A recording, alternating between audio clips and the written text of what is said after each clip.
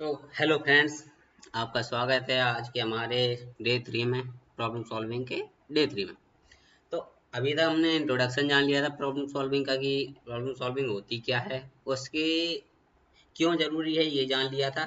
दो चीज़ें हमारी कंप्लीट हो चुकी हैं। पहला कि ये इंट्रोडक्शन जान लिया प्रॉब्लम सॉल्विंग का, क्यों इम्पोर्टेंट है ये जान लिया मैंने या हम लोगों ने।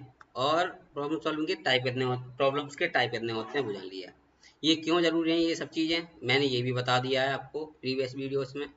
ठीक है, अगर आप नए हैं चैनल पर तो आप पहले उन वीडियोस को देखें जिससे आपको सब चीज़ें पहले से क्लियर हो जाएं। ठीक, तो आज के वीडियो में फिर हम क्या करने वाले हैं, आपका सबसे बड़ा सवाल ये होगा। तो आज हम करेंगे, मैंने आपको बताया था कि आज हम पता करेंगे वो स्किल्स जिनके थ्रू हम प्रॉब्लम को सॉल्व करते हैं। हमारे पास वो कौन सी स्किल्स हो जिसकी वजह से हम किसी भी प्रॉब्लम को सॉल्व कर सकते हैं। पहला उसमें कौन सा आता है, क्रिटिकल थिंकिंग। पहला उसमें कौन सा आता है, दोबारा कहा मैंने, क्रिटिकल थिंकिंग। ये अब क्रिटिकल थिंकिंग होती क्या है, आपको क्या पता है, ये पता होगा। एक्चुअली क्रिटिकल थिंकिंग मतलब होता है बहुत ऐसा सोचना जो मोस्ट ऑफ द लोग नहीं सोच पा रहे हैं। ठीक है, अब ये जरूरी क्यों है। पहला मैंने कहा आपसे कि क्रिटिकल थिंकिंग बहुत इंपॉर्टेंट है। तो अब आपके मन में एक सवाल बहुत बेसिक है कि ये आपके मन में एक सवाल आएगा ही कि प्रॉब्लम सॉल्विंग में क्रिटिकल थिंकिंग की आवश्यकता क्यों होती है। इसलिए होती है कि अगर आपके पास क्रिटिकल थिंकिंग नहीं है तो आप जब जितने भी बेस्ट पॉसिबल वेज होते हो सकते हैं उस प्रॉब्लम को सॉल्व करने के, वो नहीं ढूंढ पाएंगे। ठीक है, तो मैंने बता दिया क्रिटिकल थिंकिंग क्यों आवश्यक है, क्यों जरूरी है। ठीक, समझ में आ गया, जिससे हम उनके जो कारण है वो पता कर सकें, कॉजेस। ठीक है, और इफेक्ट्स। ठीक, समझ में आया, समझ में आया क्रिटिकल थिंकिंग क्यों आवश्यक है। चलिए, अब क्रिएटिविटी, क्रिटिकल थिंकिंग हो गया तो उसके बाद किस पे आते हैं, हम क्रिएटिविटी पे आते हैं। क्रिएटिविटी क्या होती है, क्रिएटिविटी मतलब बहुत क्रिएटिव तरीके से सोच, जैसे क्रिटिकल थिंकिंग में हम सोचते हैं वैसी क्रिएटिविटी भी हमारी उसी बेस से हम ले सकते हैं या उसी तरीके से सोच सकते हैं कि क्रिएटिविटी में भी वही चीज़ें आती हैं जिससे हम हमारे पास मल्टीपल सॉल्यूशंस आ सकते हैं। ठीक है, क्रिएटिविटी की वजह से। अब दो चीज़ें बताई बताई पहले मैंने, एक क्रिटिकल थिंकिंग, सेकंड क्रिएटिविटी। ठीक है, अब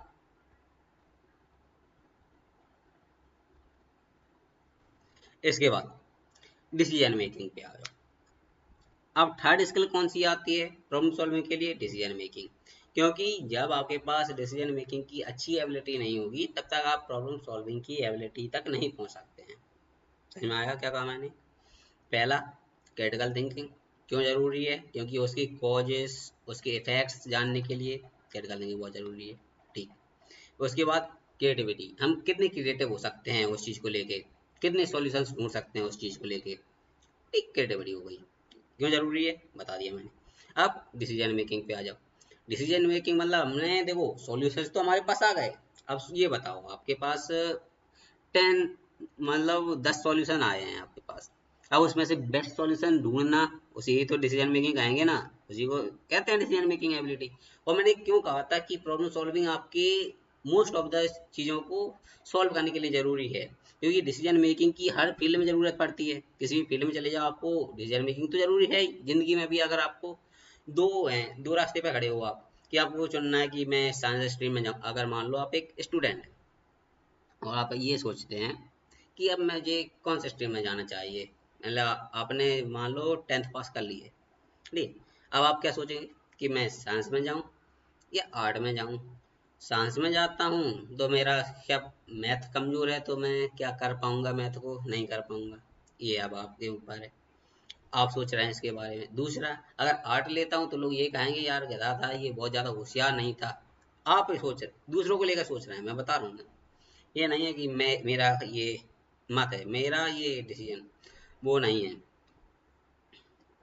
ठीक है, मैं ये बात को नहीं मानता कि आर्ट या कि कोई भी फील्ड कमजोर होती है। किसी भी फील्ड में चले जाओ, अगर आप बेस्ट अपना दे सकते हैं तो उस फील्ड में कुछ ना कुछ कर ही लेंगे। कुछ ना कुछ का मतलब ये है कि बेस्ट, अगर आप उस फील्ड को बहुत अच्छे तरीके से सीखते हैं तो अपनी ज़िंदगी में ये नहीं होगा कि आप कहोगे नहीं मैंने कुछ नहीं कर पाया। वरना साइंस वाले भी लोग ऐसे ही हैं, अगर व्यक्ति के अंदर कुछ नहीं है तो वो कोई भी से अभी स्ट्रीम ले ले कुछ नहीं कर पाएगा।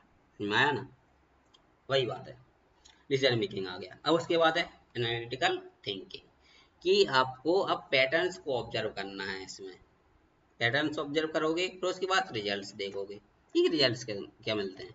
फिर उसके बाद अपने जो सॉल्यूशंस हैं उन्हें क्लियरली एक्सप्लेन कर दोगे लोगों के सामने, बस इसके साथ प्रॉब्लम सॉल्व कर दिया आपने दूसरों की। ठीक है, ये दूसरों की कर दी, अपनी कर ली। सही में आया? तो कौन कौन सी स्किल्स डेवलप करनी होंगी आपको प्रॉब्लम सॉल्विंग के लिए, समझ में आया? पहला,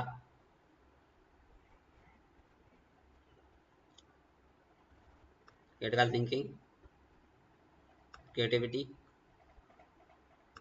डिसीजन मेकिंग, एनालिटिकल थिंकिंग और कम्युनिकेशन। ठीक है, ये चीज़ें हो चुकी हैं। अब आइए,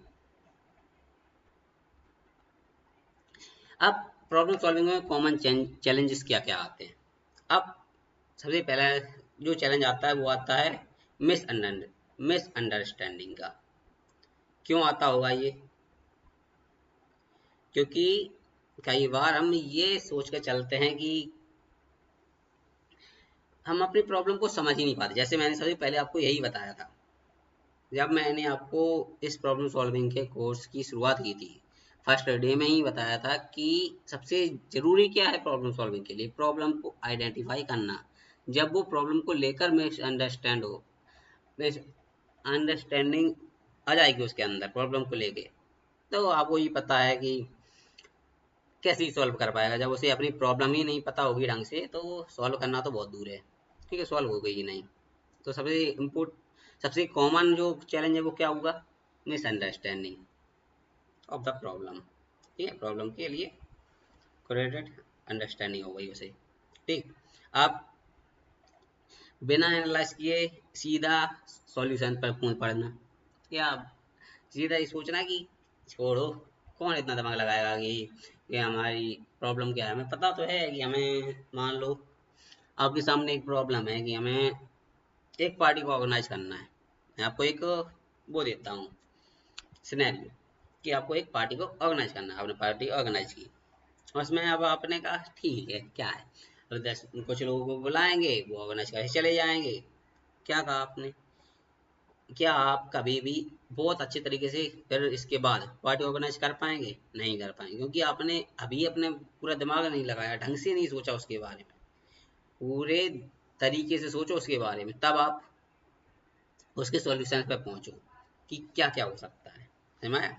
पहला तो मिसअंडरस्टैंडिंग सबसे कॉमन होता है, पर उसके बाद सीधा सॉल्यूशन पे घूम पड़ना बिना एनालाइज किए कि हमारे सामने एक्चुअली क्या क्या परेशानियां आ रही हैं इस चीज़ को लेकर, हम उन्हें किस सीक्वेंस में सही कर सकते हैं, किस तरीके से सही कर सकते हैं। समझ में आया? अब थर्ड पे आ जाओ, फियर फेलियर। ठीक है, फियर ऑफ फेलियर, कि हमें डर लगता है कि क्या पता हम हार गए या हमने नहीं कर पाया सॉल्व। देखो, सॉल्व करने नहीं जाओगे तो सॉल्व कैसे कर पाओगे? सही बात है। अगर चलोगे ही नहीं तो मंजिल तक पहुंचोगे कहाँ से? एक जगह पर खड़े खड़े कहोगे यार वो तो बहुत दूर है, कहाँ से पहुंच पाएंगे। चलना शुरू करो, क्या पता कुछ ऑटो मिल जाए, रिक्शा मिल जाए, या कुछ दोस्त दोस्त मिल जाए आपका। एक जगह खड़े खड़े तो रही सब चीज़ मिल जाएंगी।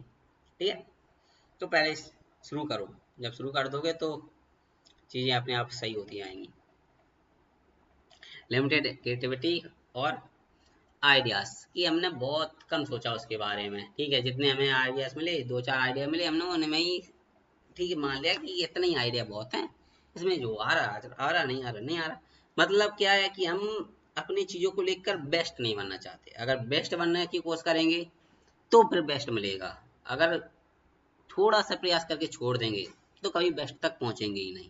सबसे इम्पोर्टेंट चीज़ आपके ज़िंदगी के लिए भी है, और आप कुछ भी करने जाओ यही है कि अगर आप थोड़े आपने किया, फिर आपने कहा अरे ठीक है हो गया, पहुंच तो गए हम, मान लो आपको चाहिए थी बहुत अच्छी जॉब, मान लो आप यूपीएससी कर रहे थे, ठीक है, एक सिनेरियो बता रहा हूँ आपको कि आप यूपीएससी कर रहे थे, आपने कहा अब मैं यूपीएससी के यार नहीं हो पा रहा, 3 साल हो गए यूपीएससी तो नहीं कर पा रहा, फिर आपने क्या कहा, चलो छोटे मोटे क्या करते हैं, ये जॉब्स के ऑफर तो आ ही रहे हैं, जॉब्स का ऑफर नहीं आ रहा है तो हम छोटी मोटी गवर्नमेंट जॉब के लिए अप्लाई कर देते हैं।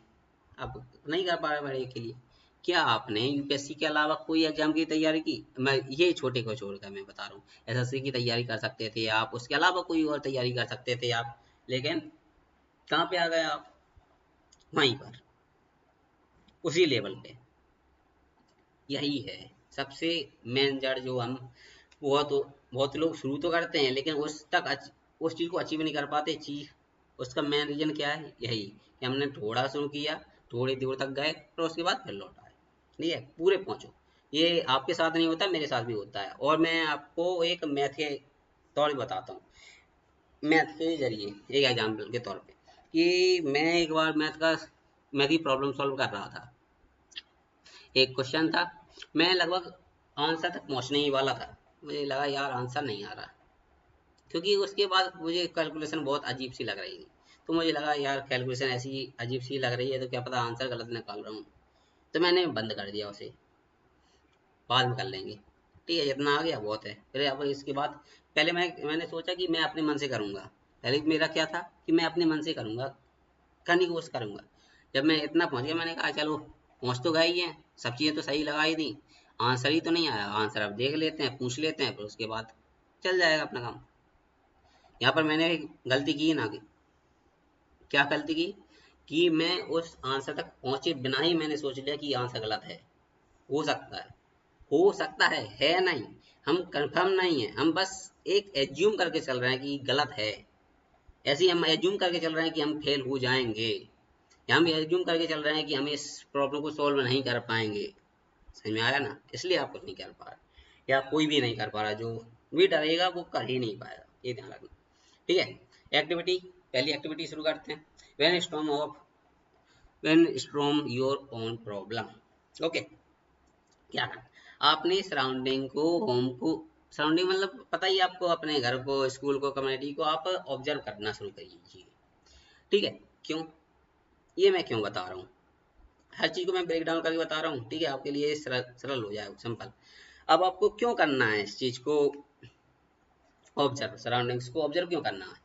क्योंकि अगर आप अपने सराउंडिंग को ऑब्जर्व नहीं करेंगे तो आप, जो मैंने आपसे सबसे पहले क्या कहा था, आपको सबसे पहले जो भी बेसिक प्रॉब्लम देंगे ना, उसका बेस्ट सॉल्यूशन ढूंढिए आप।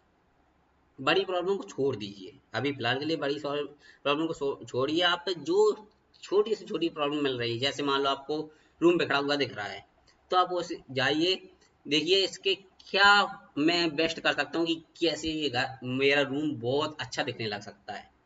करिए, कोशिश कीजिए, जितने भी तरीके हो सकते हैं सही करने के सब ढूंढिए, फिर एक एक से करके देखिए, फिर बताइए, फिर सोचिए अपने। मैंने क्या कहा, सब चीजें जरूरी हैं, पहले आपने सब पॉसिबल रास्ते सोच लिए, उसके सॉल्यूशंस ढूंढ दिए, ढूंढे। मैंने क्या कहा था, अब लोग क्या गलती करते हैं, मैंने यही तो बताया था यहाँ पर गलतियों के बारे में। क्या चैलेंज क्या आता है कि वो सीधे सॉल्यूशंस पे पहुंच जाते हैं, एनालाइज नहीं करते। और स्किल्स क्या क्या होनी चाहिए उसके लिए, मैंने ये भी बताया था कि डिसीजन मेकिंग की बहुत अच्छी एबिलिटी हो। आप कहोगे अगर नहीं है तो, प्रॉब्लम सॉल्विंग में सबसे बड़ी समस्या तो यही है ना कि हमारे पास प्रॉब्लम सॉल्व डिसीजन मेकिंग की एबिलिटी ही नहीं है, तो क्या करें हम? तो धीमे धीमे डिसीजन बनाओ, पहले डिसीजन गलत होगा, दूसरी बार में गलत होगा, तीसरी बार में गलत होगा, अप्लाई करो, डिसीजन को अप्लाई करो, देखो सही लग रहा है, दूसरों से पूछो, 10 लोगों से पूछो, एक को गलत लगेगा, उसके साथ आपका वो नहीं होगा, आपके मत से, आपके बात से वो सहमत ना हो, ठीक है, एक व्यक्ति ना हो, 10 लोगों को बुलाओ, 15 लोगों को बुलाओ, जो भी दोस्त हो उन्हें बुलाओ, कहो कि मेरा ये सही लग रहा है, वो कहे नहीं, हटाओ। दूसरा दूसरा आपने सॉल्यूशन ढूंढा, उसे अप्लाई करो, फिर बुलाओ, फिर आप 10 लोगों को दिखाओ, फिर कहो कि यह सही है। अब वो कहेगा, कुछ लोग अगर पहुंचे उस तक तो कहो ठीक, कुछ लोग पहुंचे, सब नहीं पहुंचे, सबको हमें वो उस पर सही पहुंचाने। देखो, अगर कोई चीज अच्छी होगी तो सबको अच्छी लगेगी, ये नहीं है कि एक को अच्छी लग रही है 100 लोगों को नहीं। हाँ, ये हो सकता है कि 100 लोग हैं और उसमें एक लोग को ना लगे, 99 लोगों को लगे, तो वो चीज अच्छी ही होगी, बुरी नहीं होगी। समझ में आया ना? तो क्या मतलब है कि मोस्ट ऑफ द लोगों को पसंद आनी चाहिए और लगभग 90% को तो पसंद आनी चाहिए, तो वो अच्छी आपकी पहले से अच्छी है, ये बात मान के चलो। ठीक है, तो इसलिए मैंने कहा पहले 10 लोगों तक गए, 10 लोगों में से पहले 10 लोगों को पसंद नहीं आया, तो मतलब ये है कि गलत ही है वो, उसे सुधारना ही है आपको, सुधारा। फिर अब आपने दोबारा दूसरा जो सॉल्यूशन आपको मिला, कोई भी किसी भी तरीके से आपने रीअरेंज किया अपने कमरे को, रूम को, फिर उसके बाद आपने, ठीक है, मैं कहाँ पर था, होम पर। होम में मैं आपको बताता हूँ, रूम।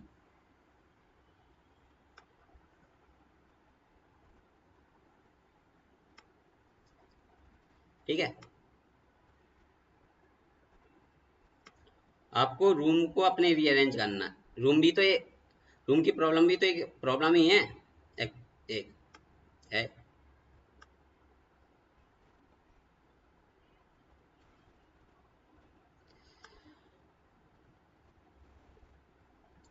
ठीक है, मैंने क्या कहा आपको, छोटी से छोटी प्रॉब्लम ढूंढिए आप। या आपने देखा रूम बहुत बिखरा पड़ा है, आपने सुधारा, एक तरीके से सुधारा, गलत लगा, 10 लोग, आप अपने दिमाग से सोचिए क्या है सही लग रहा है, आपको सही लगा मान लो।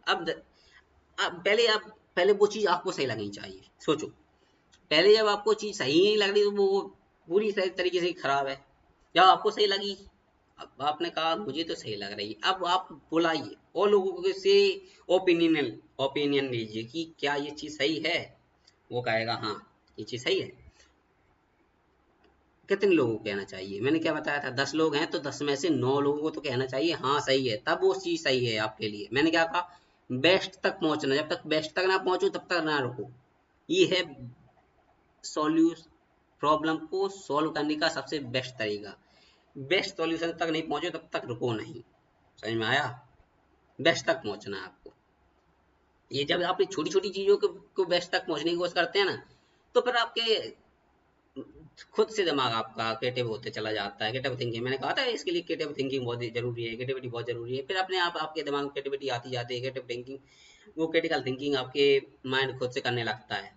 जब आप चलाएंगे, माइंड का यूज करेंगे, तब होगा ये चीज। समझ में आया? ठीक, list two two two three problems you notice, मैंने वही बताया आपका। जैसे रूम को आपने नोटिस कर लिया, जैसे आपने देखा कि घर का जो कलर है वो ज्यादा अच्छा नहीं लग रहा है, या मान लो आपके स्कूल में, जैसे मैंने आपको 3 जगह बताई, यहाँ की स्कूल में भी कोई प्रॉब्लम हो सकती है, कम कम्युनिटी में, मतलब आपका जो लोग रहते हैं, आपके दोस्त हो सकते हैं, उनमें कुछ प्रॉब्लम हो सकती है, उन्हें कैसे सुधार सकते हैं। जैसे मान लो आपका दोस्त है, ठीक है, वो गलत आदतों में पड़ गया है, तो आप कैसे सुधारेंगे? ठीक है, तो ये भी तो एक प्रॉब्लम है, उसे भी तो आपको सुधारना है। तो प्रॉब्लम तो सबको प्रॉब्लम है, आप ये मत सोच के चलिए कि वो दूसरे की प्रॉब्लम। जब आप उसे सॉल्व करेंगे ना, तो उससे आपकी एबिलिटी बढ़ेगी, दूसरे की नहीं बढ़ेगी, ये ध्यान रखो। तो आपको जो भी प्रॉब्लम मिले उसे सॉल्व करने का तरीका सोचिए, कोई से भी प्रॉब्लम मिल जाए, तब आप बड़ी बड़ी प्रॉब्लम्स को सॉल्व करने के लायक बन पाएंगे। ठीक है, समझ में आ गया क्या बताया मैंने? मुझे लगता है इतनी चीज आपको समझ में आई। ठीक है, अब आपने 2-3 प्रॉब्लम्स नोटिस की, उनमें से एक प्रॉब्लम उठाई, उस पर फोकस किया, उसके जब जितनी पॉसिबल, मैंने क्या कहा, जितनी भी पॉसिबल आइडियाज हो सकते हैं, इसमें लगा मैंने मिनिमम 3 से जब भी ज्यादा करो आप, मिनिमम 3 से कम तो होने नहीं चाहिए। अब 3 से ज्यादा 10 कर लो, 50 कर लो, जितने 50 तो ठीक हो सकते हैं आइडिया 50, लेकिन 50 ना करके 20 तो आइडिया मिलेंगे ना। वो 20 आइडिया में आप उन्हें अप्लाई करके देखिए, कौन सा बेस्ट लग रहा है, पूछिए लोगों से। ठीक है, तब आप पहुंचेंगे।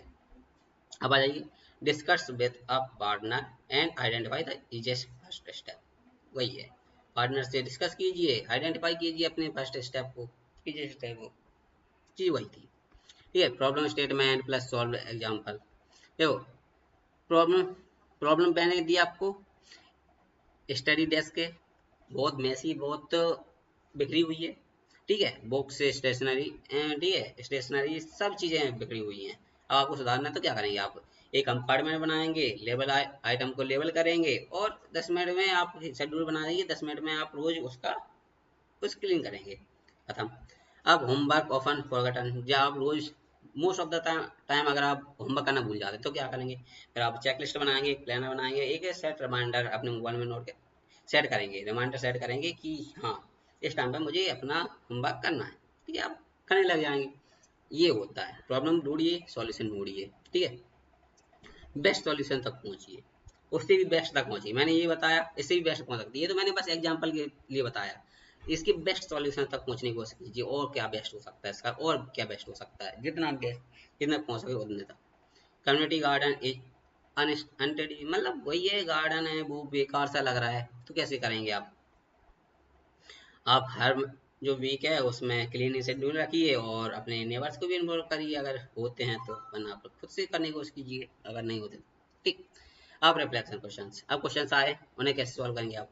Why is it important to fully understand a problem before solving it, मैंने पहले ही बताया था इसका आंसर। ये जो भी चारों क्वेश्चंस हैं इनके आंसर आपको कमेंट सेक्शन में लिखने हैं, क्योंकि ये आपके लिए क्वेश्चंस हैं, ठीक है। फिर इसके बाद आपके लिए होगा चीज। अब आपके लिए एक्टिविटी क्या दे रहा हूँ मैं, अब अपने एनवायरनमेंट को ऑब्जर्व कीजिए और उनकी प्रॉब्लम को लिस्ट कीजिए, जो भी प्रॉब्लम मिले, जितनी भी प्रॉब्लम मिले उन्हें लिस्ट करते जाइए, ठीक है। और कोई एक प्रॉब्लम को उठाइए, उसके 3 से 5 सॉल्यूशन का मैंने, आप 10 ढूंढ सकते तो 10 ढूंढिए, उनमें से सबसे अच्छा सॉल्यूशन ढूंढिए, ठीक है। अब इजिएस्ट सॉल्यूशन को पहले ट्राई कीजिए, फिर उसके बाद सॉल्यूशन तक पहुंचिए। मैंने क्या कहा, हर सॉल्यूशन को आप करना ट्राई, फिर उसके बाद अपने लोगों से पूछिए, और ठीक है रिजल्ट को अपने, मैंने कहा पीयर्स तक और फैमिलीज तक आप शेयर कीजिए, और फिर उनकी फीडबैक लीजिए, क्या कहते हैं वो लोग। अगर वो बताते हैं हाँ बहुत अच्छा है, जब वो सभी लोग एग्री कर जाएं आपसे, मतलब आपके मान लो फैमिली मेंबर पे फ्रेंड्स सबको मिला के 100 लोग हैं, और 100 में से मैंने क्या कहा था 95 लोगों को एग्री करना चाहिए। अगर आप 95 लोग एग्री ही ना करेंगे, अगर 95 लोग एग्री नहीं कर रहे तो उनसे सॉल्यूशन पूछिए, आपको इसमें क्या बेकार लग रहा है, समझ में आया ना। आपको सॉल्व नहीं करना, फिर याद ध्यान रखिए, ठीक है, सॉल्व करिए। एक व्यक्ति मिला, आपने आपने उससे पूछा आपको ये बताइए इसमें क्या गलत लगा, अब वो उसने कहा ये गलत है, उसने ये पूछी क्या गलत लगा, वो कहेगा नहीं गलत ही है यार, मुझे ही नहीं पता लेकिन कुछ तो गलत लग रहा है, ठीक है। फिर अपने तरीके से सॉल्व करिए, फिर बुलाइए उसे, यार सही है, वो कहेगा आप भी गलत है, फिर बुलाइए और लोगों को कहिए। अब उनमें से देखो एक लोग गलत बोल सकता है, हो सकता है एक लोग गलत बोल रहा हो, तो 10 लोग तो गलत नहीं कहेंगे ना। 10 लोगों से लीजिए, अगर एक लोग का जो वो है, क्या कहते हैं मैं भूल जाता हूँ, ठीक है, 10 लोग अपनी राय रखते हैं, तो उनमें से कोई 9 लोगों को उससे आपसे सहमत रहना चाहिए, तब मानिए सही है। और मैं जब 100 लोग हैं तो उनमें से 95 लोगों को आपके साथ सहमत होना चाहिए, तब तो मानिए ठीक आप कर रहे हैं, सही कर रहे हैं, वरना वही चीज है, ठीक है। तो आज के लिए इतना ही, आज मैंने आपको एक्टिविटी दी, आपको ये करना है, और ये क्वेश्चंस के आपको आंसर कमेंट सेक्शन में लिखना ही है। तो आज के लिए धन्यवाद, आपने मेरी वीडियो को देखा उसके लिए धन्यवाद। आज हमारा डे 3 खत्म होता है प्रॉब्लम सॉल्विंग कोर्स का। अगर आपको अच्छा लग रहा है ये कोर्स, आपको कुछ समझ में आ रहा है, और जो चीज़ें समझ में नहीं आ रही है, हो सकता है क्या है मैं बहुत जल्दी जल्दी बोलता हूँ, ठीक है, आपको भी लगता होगा कि बहुत जल्दी जल्दी बोल देता हूँ, तो आप उस चीज़ को कमेंट सेक्शन में ले सकते हैं कि क्या चीज़ आपने ढंग से नहीं समझ पाई या समझ में नहीं आई, वो आप कमेंट सेक्शन में लिखिए। क्या कहा मैंने, मुझे भी तो अपनी प्रॉब्लम को सॉल्व करना है ना, मुझे भी पता है मेरी प्रॉब्लम क्या है, मैं सोचता हूँ कि धीमे धीमे बोलूँ, पॉसिबल पूरा करता हूँ, पॉसिबली कोशिश करता हूँ कि सही हो जाए, ठीक है। अब मैंने क्या कहा, व्यक्ति से पूछिए उसकी राय क्या है, ठीक है। अब अगर 10 लोग आंसर देते हैं कमेंट सेक्शन में, तो उनमें से अगर 9 लोग एक चीज़ पर एग्री कर रहे होंगे, हाँ आपको ऐसे बोलना चाहिए था, इतनी धीमे बोलना चाहिए था, तो मैं उस चीज़ को अप्लाई करने का कोशिश करूंगा नेक्स्ट वीडियो में, ठीक है। तो ये आपके लिए वो भी हो गया, एक्टिविटी हो गई मेरे लिए, ठीक है।